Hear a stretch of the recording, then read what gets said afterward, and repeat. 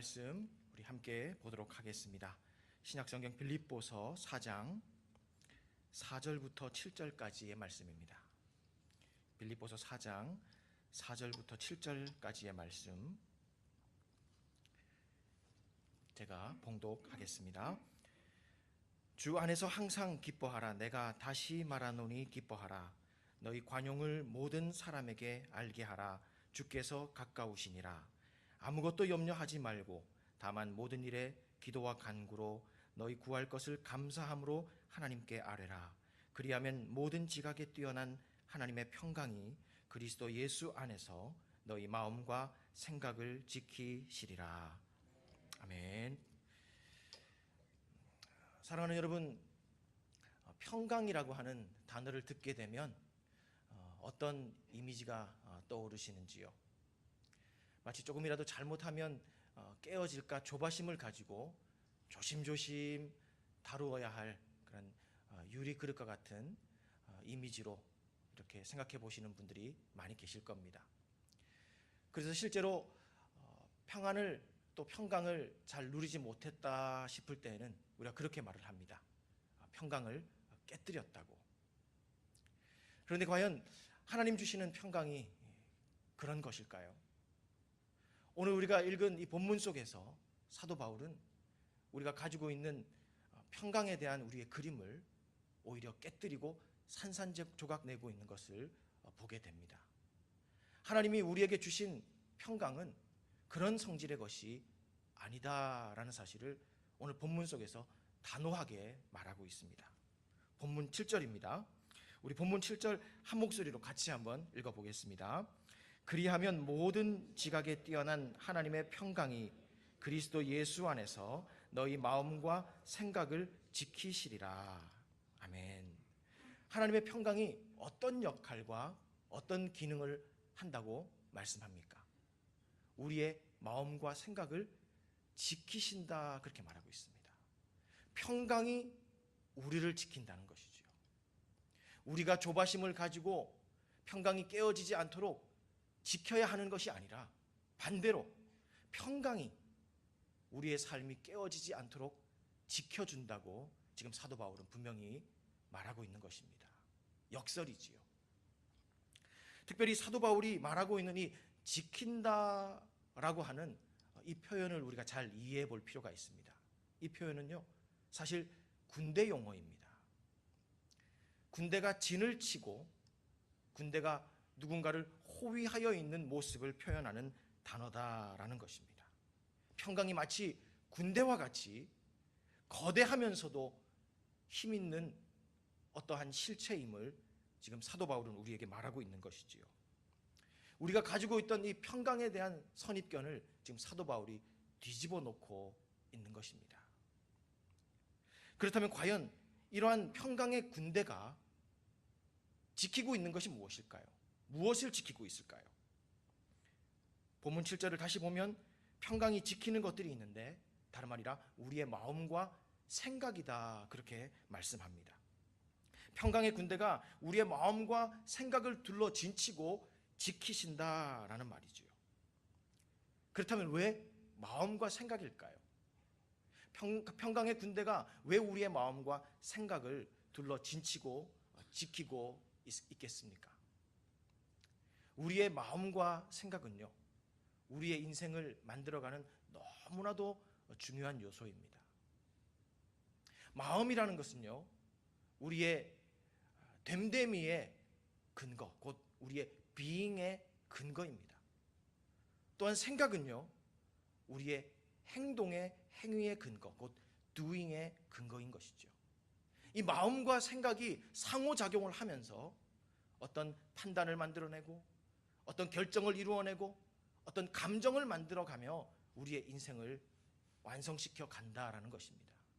그런 의미에서 이 마음과 생각이란 우리의 인생의 컨트롤 타워 같다, 그렇게 볼 수 있을 것입니다. 그런데 바로 이 컨트롤 타워를 무엇이 지키고 있다고요? 평강의 군대가 둘러 진치고 지킨다라고 말하고 있는 것입니다. 또 질문이 생겨나죠. 그렇다면 그 평강은 무엇으로부터 우리의 마음과 생각을 지키는가 하는 것입니다. 바울은 하나님의 평강의 중요한 특성 하나를 7절에서 지적을 하는데요, 모든 지각에 뛰어난 평강이다 그렇게 말합니다. 모든 지각에 뛰어난 평강. 무슨 뜻입니까? 하나님께서 우리에게 주시는 이 평강은 마치 군대와 같이 우리의 마음과 생각, 곧 우리의 내면의 컨트롤 타워를 공격해오는 온갖 지각들, 곧 어떠한 정보나 지식이나 소식이나 또 정서적인 도전이나 자극들, 이러한 지각들로부터 우리가 공격받을 때에 그 모든 지각들보다 더욱더 힘있고 권세가 있어서 그 공격들로부터 넉넉히 우리를 지켜준다라고 말씀하고 있는 것이지요. 실제로 우리들 모두는 그런 경험을 한번 해보셨을 것입니다. 앞에 두고 있는 일들이 우리 보기에는 분명 잘 안 될 것이라는 예측이 나옵니다. 실패할 것이라는 전망이 나오는 거죠. 그런데도 어떻습니까? 이상하리만큼 우리의 마음과 생각이 평강 가운데 사로잡히는 그러한 경험을 할 때가 있습니다. 이유를 모를 그 평강에 우리가 장악되는 그러한 경험을 할 때가 있다는 것이지요. 표정을 지켜보니까 그런 경험들을 해본 분들이 많지 않은 것 같습니다. 오늘 이 시간부터 하나님께서 주시는 그 평강이 우리의 마음과 생각을 장악하고 붙드는, 그래서 이유 모를 그러한 하늘로부터 임하는 그 평강의 군대를 만나는 복이 있기를 바랍니다. 여러분, 때때로 그렇게 우리가 경험하게 되는 그러한 놀라운 이유 모를 평강, 어떻게 설명할 수 있겠습니까? 사실은 상식으로는 설명할 수가 없습니다. 분명히 앞에 있는 일들이 어려울 것이라는 판단이 있는데, 실패할 것이라는 전망이 분명히 섰는데 어떻게 평강할 수 있느냐? 상식으로는 설명이 안 되는 것이죠. 그러나 오늘 사도 바울이 말하는 원리대로라면 다 설명이 될 수 있습니다.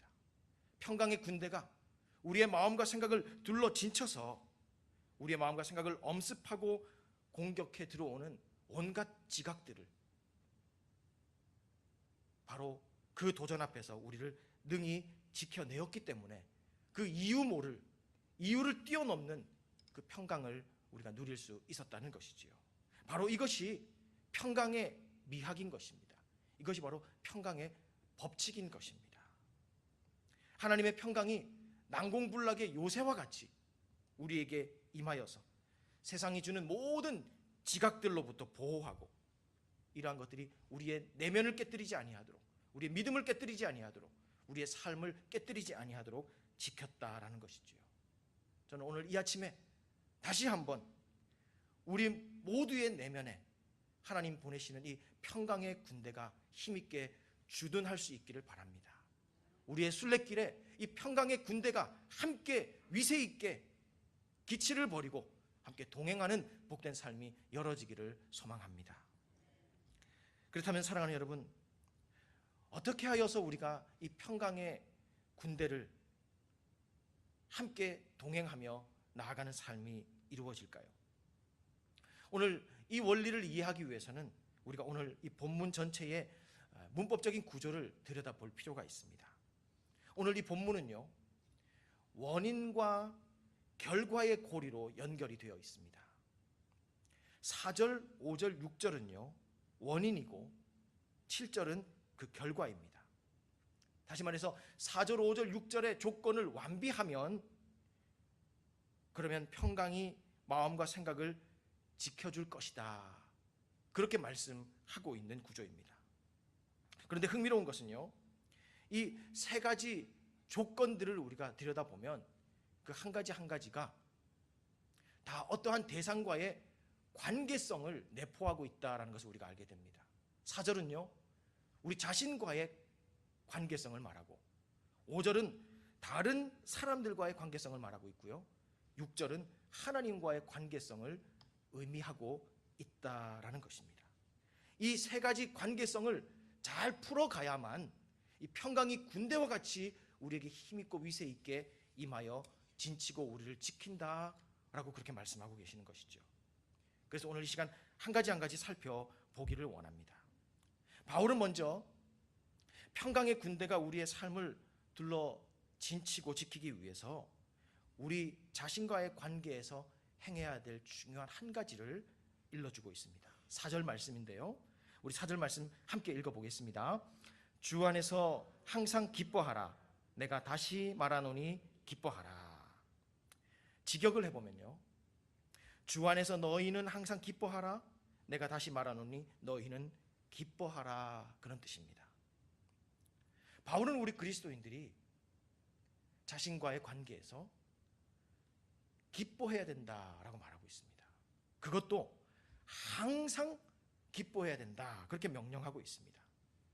평강의 군대가 우리에게 주둔해 있으려면 매 순간마다 기뻐해야 된다라는 것이죠. 그런데 사랑하는 여러분, 바울이 지금 거듭하여 강권하고 있는 이 명령을 듣다 보면 여러분 어떻습니까? 난감해지지 않습니까?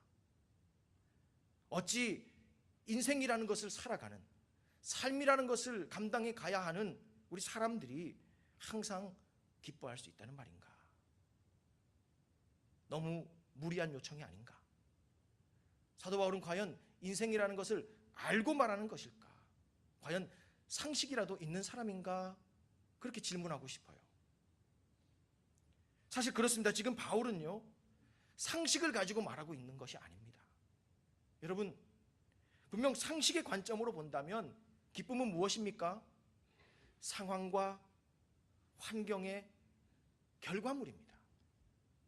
상식은 그렇게 기쁨을 정의합니다. 그렇기 때문에 상식적으로는 항상 기뻐한다는 것, 불가능하다라는 결론이 그저 나오게 되는 것이죠. 그렇다면 도대체 바울이 말하는 이 기쁨의 정체는 무엇이며 또 이 기쁨은 어디로부터 온 것입니까? 실제로 우리가 바울의 삶을 보면요, 특별히 이 빌립보서 안에서만 우리가 살펴보아도 사도 바울은 전혀 상식과 다른 방식으로 친히 기뻐하고 있음을 몸소 우리에게 보여주고 있습니다. 특별히 빌립보서 1장 18절을 보면요, 이렇게 기록하는데 우리 한번 따라해 보겠습니다. 내가 기뻐하고 또한 기뻐하리라. 바울이 뭐라고 말합니까? 내가 기뻐하고 또한 기뻐하리라. 도대체 어떤 상황이길래 이렇게 거듭 기쁨을 토로하고 연발하고 있습니까? 전도여행을 하다가 지중해 한 휴양지에 머물면서 지금 이 고백을 하고 있을까요? 아니면 사역 중에 병자라도 낫게 한 다음에 모든 이들이 추앙하는 눈빛을 그에게 주고 있을 때 그때 고백했던 말일까요? 그렇지 않습니다. 우리가 다 아는 바대로 그는 지금 주 예수 그리스도의 복음을 전하다가 감옥 안에 갇혀 있는 상황입니다. 거기에서 지금 나는 기뻐하고 또한 기뻐하리라, 그렇게 말하고 있는 것이죠. 상식적으로는 설명이 안 되는 것입니다. 그런데 그가 어떻게 기뻐할 수 있었을까요? 도대체 그의 기쁨의 이유는 무엇입니까? 18절에 보면요, 그가 그 고백을 하는 이유도 적고 있습니다. 전파되는 것은 그리스도니 이로써 내가 기뻐하고 또한 기뻐하리라. 무엇입니까? 바로 그리스도 예수, 우리 주님 때문이었던 것입니다. 바울이 기쁨을 가지는 방법과 메커니즘은요, 상식이 아니었습니다. 상황과 형편에 맡겨두지 않았다는 것이지요. 예수 그리스도 안에 그 기쁨의 근거를 두었고요, 또 그리스도 안에서 기쁨을 어떻게 합니까?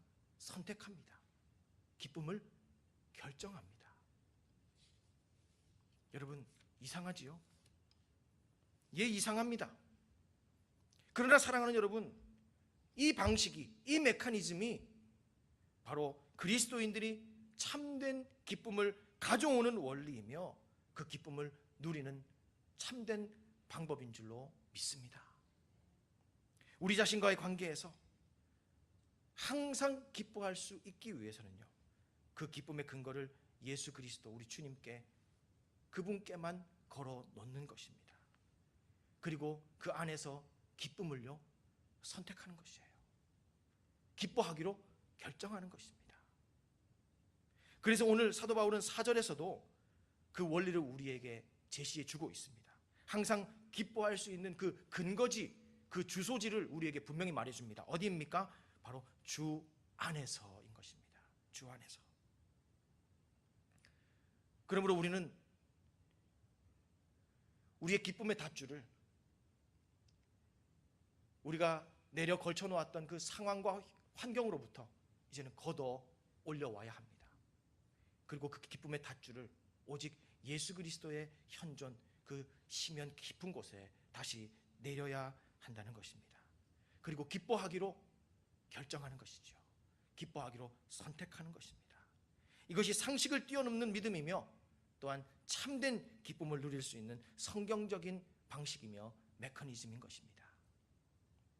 여러분, 재미있는 사실은요, 이러한 믿음의 방식이 과학적으로도 옳다라는 것이 최근 증명되고 있다는 것을 아십니까? 요즘 두뇌에 대한 연구가 굉장히 발전해 가면서 여지껏 우리가 알아왔던 상식 하나를 뒤집고 있습니다. 우리는 이제껏 사람의 뇌가 우리의 기쁨의 여부를 결정한다고 알아왔어요. 우리의 뇌의 감정 중추가 우리의 상황과 환경들을 종합적으로 판단해서 이제 기뻐할 때다라고 전기적인 신호를 주면, 그러면 뇌에서 호르몬을 내려보내고요. 그리고 또한 기쁨의 표정과 기쁨의 표현이 따라온다라고 그렇게 이해해 왔습니다. 그런데 이제는 그 반대의 순서도 성립된다는 사실을 의학이 말해주고 있습니다.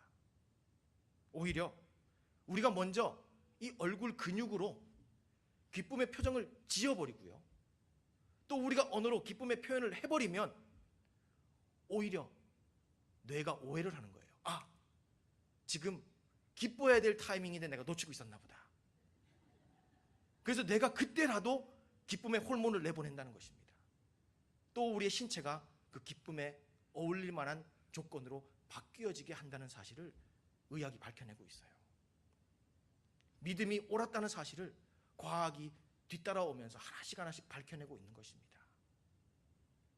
믿음이 상식을 이끌어가고 있고요, 상식의 세계를 지금 확장해 가고 있습니다. 그러므로 사랑하는 여러분, 모든 상황 가운데서 기쁨이 오도록 기다리지 마시기 바랍니다. 상황과 형편에 기쁨을 맡겨두면요, 우리는 수동적으로 상황과 형편의 눈치를 살피면서 그 뒤를 어슬렁거리기만 합니다. 상황과 형편이 우리에게 언제나 그 기쁨을 잘 선물해 주든가요? 좀 속지 마시기 바랍니다. 상식적으로 살지 마시고요, 믿음으로 사실 수 있기를 바랍니다. 주님 안에 거하시기를 바랍니다. 그리고 주님 안에서 기쁨을 선택하는 것입니다. 그리고 결정하는 것이지요. 나는 기뻐하리라. 기뻐하자, 내 영혼아. 그렇게 명하고 선택하여 우리의 삶의 자리를 열어갈 때 바로 그 기쁨의 자리에 평강의 군대가 진을 치고 임할 줄로 확신합니다. 또한 둘째로, 바울은 이 평강의 군대가 진을 치고 우리의 마음과 생각을 지키는 복된 삶을 위해서 이제 다른 사람들과의 관계를 어떻게 풀어가야 되는지 그 중요한 원리를 말하고 있습니다. 다른 사람들과의 관계에서 우리가 어떻게 관계를 맺을 때 평강의 군대가 우리의 삶의 자리에 임하는가? 5절인데요. 역시 우리 함께 읽어보겠습니다. 너희 관용을 모든 사람에게 알게 하라. 주께서 가까우시니라. 아멘. 무엇을 명하고 있습니까? 관용하라, 그렇게 명하고 있습니다. 관용하라. 그것도 모든 사람들이 알게 하라, 소문이 나게 하라 말씀하고 계시는 것입니다. 그렇다면 관용이 무엇일까요? 관용이라는 단어는 과연 무슨 뜻일까요? 좋은 게 좋은 거다라는 식으로 늘 너그럽고 또한 유연한 삶의 자세를 가지는 것, 그것을 뜻하는 것일까요? 사도 바울이 선택하고 있는 이 관용이라는 단어는 보다 더 구체적인 의미를 담고 있습니다. 에피에이케스라고 하는 헬라어인데요, 두 단어가 합성이 되어 있어요. 에피, 가까이에, 에오이카, 같이 되어보는 것. 다시 말해서 가까이 가서 그 사람과 같이 되어보는 것, 그것이 지금 사도 바울이 말하고 있는 관용이라는 것입니다. 그 사람, 그에게 가까이 가서 그가 되어보는 것이죠. 진정으로 그의 입장이 한번 되어보는 것입니다. 참으로 그의 관점으로 바라보는 것이지요. 그리고 그의 상황 가운데 한번 진정으로 서보는 것입니다. 이것이 관용입니다. 그런데 사도 바울이 명하는 이 타인과의 관계의 원리, 이 관용도 쉽지만은 않다는 것을 우리가 잘 알고 있어요. 왜 쉽지 않습니까? 다른 사람들의 입장에 서주고 그들의 관점에 우리가 함께 바라보아주고 그의 상황과 형편에 서보는 것, 이것이 힘든 이유는 무엇일까요? 한두 번은 해보는데, 그런데 그 한두 번 해보다 보면요, 자꾸만 우리 속에서 본전 생각이 납니다. 나는 뭔가? 이렇게 관용을 일삼고 있는 나는 과연 뭔가? 라고 하는 손해의식이 든다는 것이죠. 관용을 일삼고 있는 과정에서 나의 입장은 누가 이해해주며, 나의 관점에는 누가 서주며, 나의 상황은 누가 이해해주는가? 이 부분에 대한 질문이 커지면서 슬그머니 관용을 우리가 포기하게 될 때가 많다는 것입니다. 그리고 나서 다시 원래의 내 입장과 내 관점을 칼같이 세우게 되는 우리를 보는 것입니다. 그런데 여러분, 바울이 오늘 우리에게 이 관용을 명령하면서 더하여 말씀하고 있는 내용을 우리가 주목해 보아야 됩니다. 그러한 관용을 베풀 때에 어떤 하나의 일이 발생된다고 바울은 지금 말합니다. 5절 하반절인데요, 주께서 가까우시니라, 그렇게 말씀합니다. 주께서 가까우시니라. 우리가 관용하다 보면 그 관용의 과정 속에 바짝 우리의 삶의 자리로 다가와 가까이 계시는 분이 있다라는 것입니다. 여러분, 관용이 무슨 뜻이라 했습니까? 가까이 가서 그의 입장과 상황과 관점이 되어보는 것이라고 말했죠. 그런데 우리가 누군가에게 가까이 가서 그와 같은 사람이 되어줄 때 누군가가 우리에게 가까이 온다는 것입니다. 그 역시 가까이 우리에게 접근해 준다는 것이죠. 누구십니까? 바로 예수 그리스도 우리 주님이십니다. 왜 우리의 가까이 계실까요? 관용하기 위해서 누군가에게 가까이 다가간 우리에게 왜 주님께서 가까이 오실까요? 바로 그도 우리에게 관용하시기 위함인 줄로 믿습니다. 우리의 관점을 그가 이해해 주는 거죠. 관용하기 위해서 낮추었던, 바꾸었던 우리의 관점을 그분이 이해하십니다. 관용하기 위해 내려놓았던 우리의 입장을 그분이 이해해 주시는 것이죠. 내가 관용을 베풀 때에 그 관용을 받는 사람과 그 관용을 지켜보는 이들이 알아주지 않는다 할지라도 그 관용에 대한 전모를 우리 주님께서 알아주시기 위하여 가까이 오신다 말씀합니다. 더욱이 여러분, 그 주님은 어떠한 분이십니까? 그는 완전하시고 영원하신 재판장이십니다. 여러분 생각해 보십시오. 관용을 일삼고 있는 나를 사람이 알아준들 그가 얼마나 온전한 분량으로 우리를 이해해 주겠습니까? 또 그가 알아준다 해도 그것이 우리의 인생과 영생에 얼마나 큰 변수가 되겠습니까? 그러나 우리 주님이 알아주시는 것은 다른 문제입니다. 우리가 관용을 위해 무엇을 했는지 우리 주님은 온전한 분량으로 마삭하게 다 아십니다. 그리고 그의 알문요 또한 영원합니다. 영생에까지 주님은 우리가 어떠한 관용을 베풀었는지 아시고 또한 그것에 대한 우리의 신원과 또한 우리의 보상을 책임져 주시는 분이십니다. 바로 그 주님이 우리가 관용할 때에 가까이 오십니다. 그렇기에 우리는 관용할 수 있는 것이죠. 그 주님 때문에 때로는 억울함을 누르고서라도 우리는 관용할 수 있게 되는 것입니다.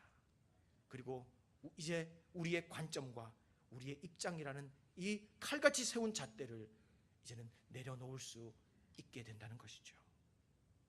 여러분, 학창시절에 다 경험하셨죠?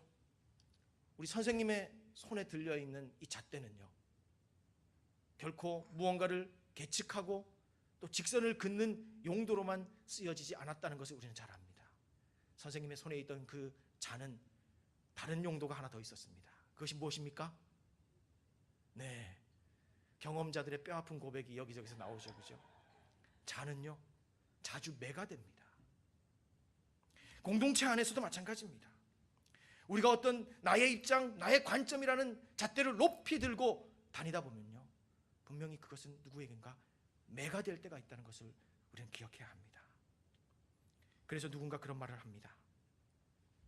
자기의 입장과 관점의 기준을 높게 세우고 사람들마다 옳고 그름을 따지는 바로 그 사람 옆에는 옳은 사람도 물론 살지만 이미 글러먹은 사람들도 함께 머물고 있다라고 말합니다. 그리고 반면에 관용하는 사람, 바로 그 사람 옆에는 오직 긍휼과 은혜를 입은 사람만이 살고 있다, 그렇게 말합니다. 여러분, 지금 우리 주변에는, 우리 옆에는 누가 살고 있습니까? 우리 알량하게 세운 관점과 우리의 입장에 잣대로 재어보면서 지금 글러먹은 사람들도 우리 옆에 많이 살고 있지 않습니까? 거기에 어찌 평강의 군대가 진을 쳐 임하겠습니까? 또한 우리에게 맡겨주신 이 소중한 사람들, 우리의 배우자와 또는 우리의 가족들과 또는 우리의 믿음의 식구들과 또는 하나님이 우리의 평생에 선한 빛과 소금의 영향력을 행사하라고 붙여주신 그 사람들, 우리가 무슨 권리로 글러먹은 사람이라고 우리가 그렇게 확정하여 리스트에 올릴 수가 있겠습니까?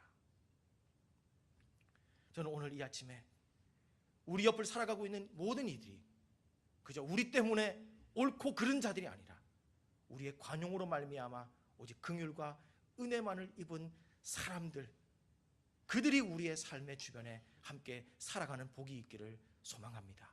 바로 그 자리에 하늘의 평강이 군대와 같이 임하고 진치고 우리를 지키실 줄로 믿습니다. 또한 셋째로, 하나님의 평강이 우리의 마음과 생각을 지키는 복된 삶을 위해서는 지금 어떻게 하라고 합니까? 이제는 하나님과의 관계 맺음입니다.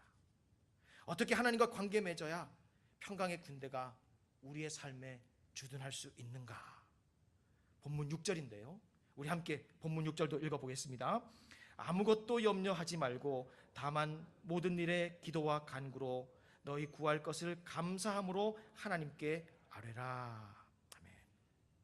모든 일을 만날 때에 하나님 앞에서 염려 대신 감사하라, 그렇게 명하고 있는 것을 보게 됩니다. 바울이 지적하고 있는 이 염려와 또한 감사, 이 두 가지는요, 우리 그리스도인들이 매사를 만날 때마다 그 앞에서 보이는 두 가지 반응입니다. 어떤 일을 우리가 만날 때, 어떤 경우에는 이 일을 어떻게 풀어가야 된다는가, 이 일이 어떻게 풀릴 수 있겠는가, 염려로 받을 때가 있는가 하면요, 때로는 우리가 그 일을 받으면서 감사합니다, 한번 주님의 은혜를 기대하며 해보도록 하지요, 그렇게 그 일 앞에 마주 설 때가 있는 것을 봅니다. 염려와 감사는 그런 의미에서 우리 그리스도인들이 매 상황 앞에 만나게 되는 두 개의 문이라고 할 수 있을 것입니다. 이것은 제 말이 아니고요, 종교개혁가 마르틴 루터의 주석입니다. 그는 본절을 주석하면서 이 4장 6절을 주석하면서 이런 질문을 던지고 있습니다. 염려의 문을 열 것인가, 아니면 감사의 문을 열 것인가? 우리 그리스도인들은 모든 매사에 이 두 가지 문을 열고 길을 나서게 된다는 것이지요. 그렇다면 여러분, 먼저 염려의 문을 연다면 어떻게 될까요? 염려의 문 그 뒤에는 과연 무엇이 있을까요? 고맙게도 심리학자 윌터 카퍼트라는 사람이 그 염려의 정체에 대해서 일찍이 연구를 한 바가 있습니다. 염려가 어떤 것인가 낱낱이 분석을 해본 것이죠. 그가 결론 내린 염려의 정체는 이렇습니다. 사람들이 염려하는 것들 중에 40%는요 절대 일어날 일들이 아니라는 겁니다. 엄청난 포션이죠. 또한 염려하는 것들 중에 30%는요 이미 지나간 과거에 대한 일들이다라고 말합니다. 이것도 엄청난 비율입니다. 그죠? 그리고 12%는 자신이 직접 어찌해 볼 수 없는 건강에 대한 걱정이라는 거죠.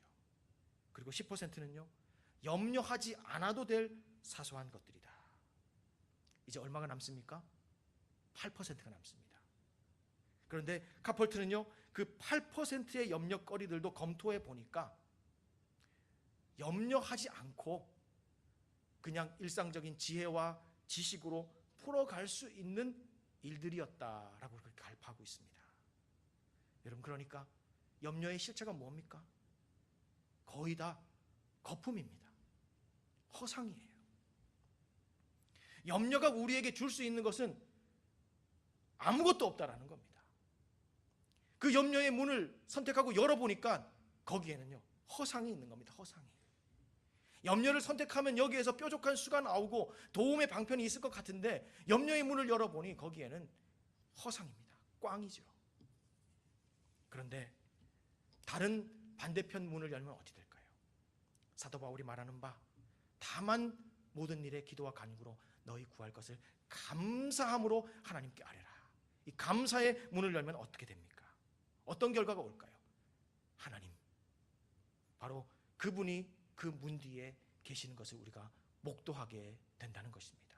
이 감사가 바로 하나님께 나아가는 문이요 그분 앞에 나아가는 길이었다라는 것입니다. 바로 이 감사의 문을 열고 나아갈 때 우리는 하나님을 만납니다. 광야에서 모세가 만났던 그 하나님, 숯불 속에서 바위 틈에서 도망치다가 다윗이 만났던 그 하나님, 로뎀나무 아래에서 죽기를 원하며 엎어져 있던 바로 엘리야가 만난 그 하나님, 7배나 뜨거운 풀무불 속에서 다니엘의 세 친구가 만났던 바로 그 하나님, 그 하나님을 감사의 문을 열 때 우리는 마침내 만날 수 있다는 것입니다. 길이요 진리요 생명이 되시는, 우리가 영원토록 바라보아야 할 그 실제, 우리 눈앞을 가득 채워서 우리가 주목해 봐야 할 바로 그 The Reality, 바로 그 실제, 그 하나님을 감사의 문을 열 때는 만날 수 있다는 것입니다. 이것이 바로 감사의 문을 열어야 할 이유인 것이지요. 사랑하는 여러분, 우리는 과연 매사를 만날 때 어느 쪽 문을 더 즐겨 열고 있습니까? 일이 우리 앞에 다가왔을 때 염려의 문고리를 잡으려 합니까? 감사의 문고리를 열어 젖히고 계십니까? 이 아침 믿음으로 우리의 염려의 문을 봉할 수 있기를 바랍니다. 오히려 감사의 문을 활짝 열고서 우리 앞에 참된 실제, 바로 그 리얼리티로 드러나게 되실 그 하나님 앞으로 나아가 살 수 있기를 바랍니다. 그 감사의 자리마다 하나님이 평강을 군대와 같이 우리에게 보내주실 것입니다. 말씀을 맺겠습니다. 하나님의 평강은요 단지 정서적으로 감정적으로 릴렉스한 그런 상태를 의미하지 않습니다. 하나님의 평강은 바로 우리의 인생 컨트롤 타워인 이 마음과 생각을 지키도록 보내신 하나님의 군대인 줄로 믿습니다. 이 군대가 우리의 내면과 삶에 주둔하기 위해서는 어떻게 해야 될까요? 자신과의 관계에서는요 기쁨을 선택해야 합니다. 타인과의 관계에서는요 관용을 선택해야 하고요, 하나님과의 관계에서는 바로 감사를 선택해야 합니다. 이러한 삼중의 관계에서 바른 선택을 할 때에 하나님의 평강의 군대가 하늘로부터 임할 것이며 진을 치고 우리 가운데 기치를 벌이게 될 것입니다. 그리고 그 삶의 자리에 우리가 결코 한거할 수 없는 불가항력적인 바로 그 평강이 놀랍게 우리의 삶의 자리에 풀어질 것입니다. 이 평강의 법칙이 풀어지는 복된 삶을 사시는 평강의 사람들 되기를 주님의 이름으로 축복합니다. 아멘. 우리 모두 자리에서 일어나셔서 우리 이 찬양 함께 부르며 주님 앞에 결단할 수 있기를 원합니다.